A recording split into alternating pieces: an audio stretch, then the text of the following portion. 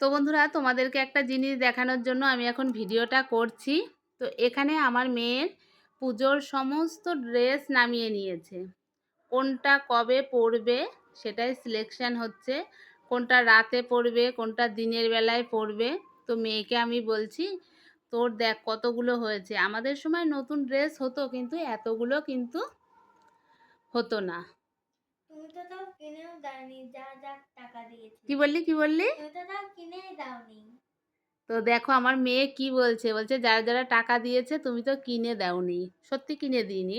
বলো, এতগুলো হওয়ার পরে এখানে 8টা ড্রেস আছে, তারপরেও যদি আবার কিনে দিই, ও কবে পরবে সেটা একবার বলো তোমরা।